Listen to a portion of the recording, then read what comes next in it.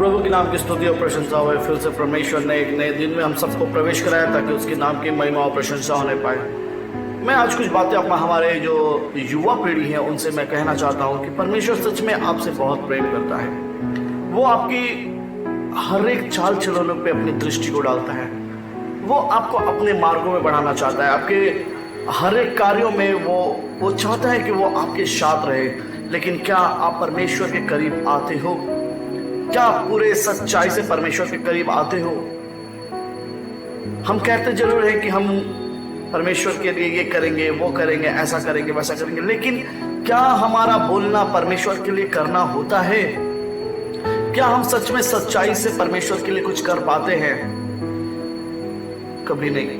हम दुख में रहते हैं तो परमेश्वर की ओर बोलते हैं, हे प्रभु क्यों मेरे जीवन में ऐसा दुख आया? हमारे जीवन में कभी सुख आती है तो हम परमेश्वर से ये नहीं बोलते कि परमेश्वर तेरा धन्यवाद हो क्योंकि आपने मुझे ये सारी बातें दी है। बहुत सारी बातें हम अपने जीवन में देख सकते हैं या फिर हमारे आस पास के जीवन में देख सकते हैं, हमारे दोस्त यार के जीवन में देख सकते हैं, हमारे परिवार के जीवन में देख सकते हैं। लेकिन मैं आज कुछ उन युवाओं के लिए मैं बोलना चाहता हूं कि जो कोई भी संकट में पड़े हुए हैं, आप परमेश्वर की ओर दुहाई लगाओ, परमेश्वर से अपनी सहायता को मांगो। हालेलुया।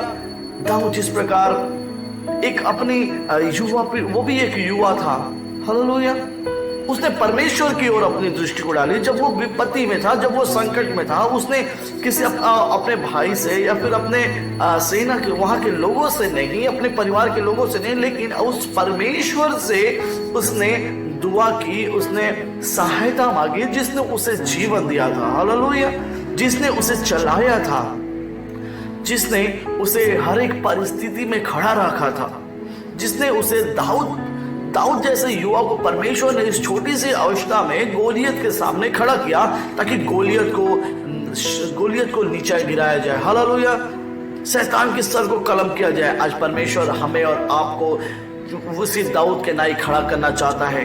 क्या हम उसके वायदे को अपने जीवन में ले पाते हैं? हालेलुया। क्या हम परमेश्वर सच में हृदय रूपी एक तड़प के साथ प्रार्थना करने के लिए परमेश्वर के करीब जाते हैं?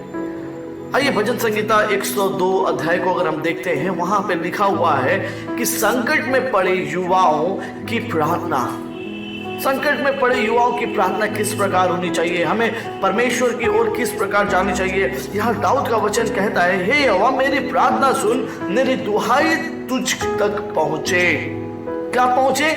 मेरी दुहाई, मेरा चिल्लाना, मेरा प्रार्थना करना, मेरे हृदय से जो बातें निकल रही है प्रभु, वो तुझ तक पहुंचने पाए।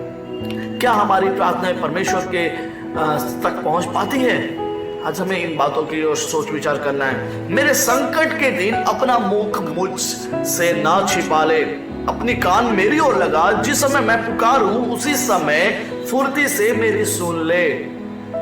सच बात है, हम प्रार्थना जरूर करते हैं, प्रभु मेरा ये मुझे ऐसा बना, मुझे वैसा बना, मैं तेरे लिए जीना चाहता हूँ, ऐसा वैसा, लेकिन क्या सचमुच में हम जी पाते हैं? क्या सचमुच में ये प्रार्थना हमारे जीवन में कार्य करने पाती है, या फिर हम यूं ही प्रार्थना करते हैं? क्या फिर हम अपने हृदय की गहराई से सच में प्रार्थना करने पाते हैं या नहीं करते हैं? ये हमें सोचने और विचार करने की आवश्यकता है। भाई और बहनों, आज आप भजन संगीता 102 अध्याय पढ़ो। जितने भी जवान हो हमारे, सभी ये वचन को निकाल के आप पढ़िए। यहाँ पे आप परमेश्वर की ओर अपने आप को लेके जाइए। आप जरूरी नहीं है कि आप संकट में पड़े हो या नहीं पड़े हो, लेकिन हमें प्रार्थना करना है, हमें दुहाई देना है, हमें हृदय की गहराई से परमेश्वर की ओर अपने आप को लेके जाना है, क्योंकि आपके जीवन की जो हर पल है, एक एक दिन ऐसे ही निकलते चली जाएगी। या तीसरा वचन में कहता है, क्योंकि मेरे दिन धुएं के समान उड़े जाते हैं और मेरी हड्डियां लुकड़ी की समान जल गई है। अगर हम एक चीज देखते हैं, अगर कोई चूल्हा में गांव वगैरह में चूल्हा में लोग लकड़ी जला के जलाते हैं, तो वहां जब लकड़ी जलती है तो लकड़ी जलते जलते वो धुआं छोड़ती है और फिर वो राख बन जाती है। क्या हमारे जीवन वैसे ही है कि हम परमेश्वर के लिए जलना चाहते हैं, लेकिन सिर्फ हमारी बातें धुआं में उड़ जाती है, या फिर हमारी जीवन ऐसे ही रह जाती है? अगर ऐसा है भाई बहनों, तो परमेश्वर के लिए आप समर्पित हो। हमारे देश के, हमारे जितने भी ये भाई बहन इस वीडियो को देख रहे हैं, हम सभी जवानों से यही अनुरोध करेंगे कि आप सब परमेश्वर का ये वचन, भजन संहिता 102 अध्याय को पढ़ो और अपने लिए प्रार्थना करो। परमेश्वर को अपने लिए बुलाओ, अपने जीवन, अपने व्यक्ति के मतलब वास्तविक जीवन को सुधारने के लिए परमेश्वर की ओर अपने आप को लेके जाओ, तभी परमेश्वर आपको संभालेगा। हमारे माता पिता हमारे लिए प्रार्थना करेंगे तो हमारे जीवन ही संभलेगा, लेकिन हम प्रार्थना करेंगे, हम पूरे सच्चाई से परमेश्वर की ओर जाएंगे, अपने आप को समर्पित करेंगे और परमेश्वर की ओर दुहाई लगाएंगे। परमेश्वर को हमें मजबूर कर देने की आवश्यकता है कि हे परमेश्वर, तू मेरी दुहाई को सुन, तू मेरी प्रार्थना को सुन। और परमेश्वर तभी सुनेगा जब हम पूरे सच्चाई से इन बातों को करेंगे। तो आज निर्णय लेने की आवश्यकता है भाई बहनों, आप सच्चाई से निर्णय लो कि नहीं, अब से मैं परमेश्वर के लिए ही जीऊंगा, परमेश्वर के लिए ही हर एक कार्य को करूंगा, जहां जाऊंगा वहां उसकी प्रचार करूंगा, उसके वचनों को लेके आगे बढ़ूंगा, संसार की बातों को नहीं, संसार की बातों को छोड़ के परमेश्वर के राज्य के लिए अपने आप को तैयार करूंगा और लोगों को भी तैयार कराऊंगा। परमेश्वर इन वचनों के अनुसार आशीष दे और हर एक जवानों को परमेश्वर अपने वचनों में इस 2023 में बढ़ाए, ताकि उसके आगमन के समय हम सब तैयार होते हुए उसकी महिमा में प्रवेश करने पाए। God bless you.